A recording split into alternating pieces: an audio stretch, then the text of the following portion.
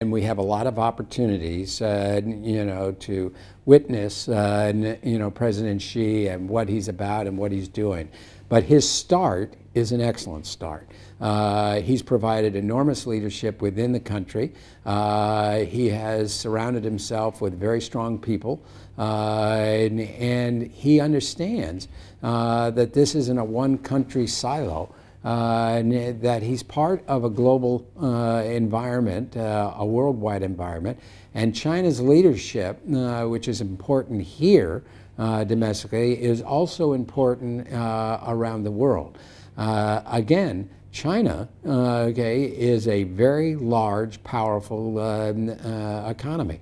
It's the second largest economy in the world.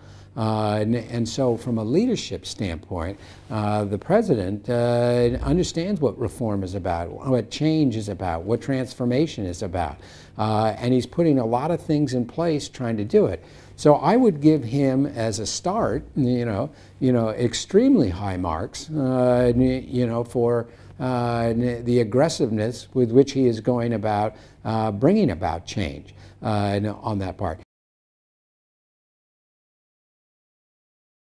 In the 3 decades of reform and opening up, China became the second largest economy.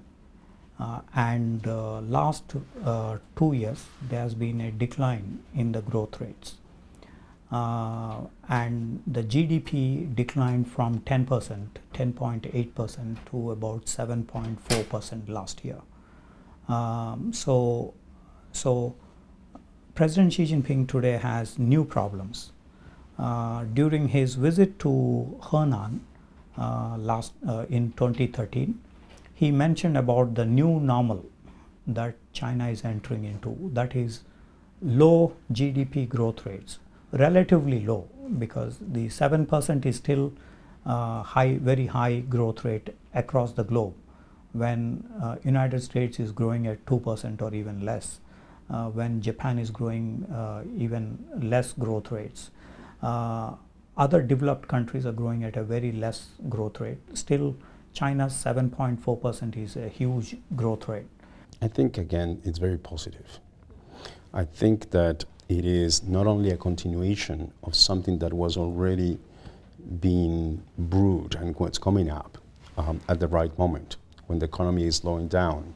The economy is moving for what I think are unsustainable rates of growth. Very high rates of growth that were unsustainable not only for China but for the rest of the world. They were good. They provided an incredible boost to the global economy. But an economy growing at 7%, 8%, it's a more normal economy now for the levels of income and development of China. But that economy required the kind of reforms that now President Xi has undertaken. I think that it is very wise and right to slow down with the growth. There is no endless and unlimited growth. So we in Europe talk about smart growth. That means that you need some kind of growth, but not too rapid, because society cannot follow this rapid growth and the environment will be damaged, and you will not get such big advantages like you want. So his policy is totally right. We work for a better world where businesses actually take more responsibility and produce more sustainably.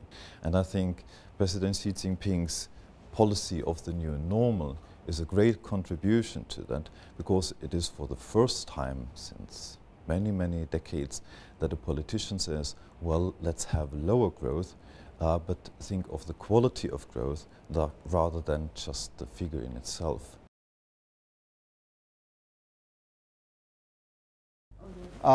Yes, if it continued to grow at 7.5% a year, or even 7, just mathematically, China would be consuming more of its own natural resources according to the old model of extensive development, low-cost manufacturing, exports, and what China really needs to do is move towards a higher quality growth, domestic demand, services for the Chinese people themselves.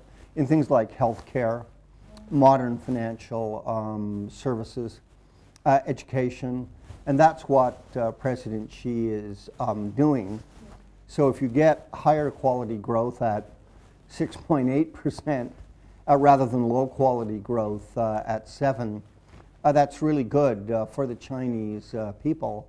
And there's enough new engines of growth in the global economy.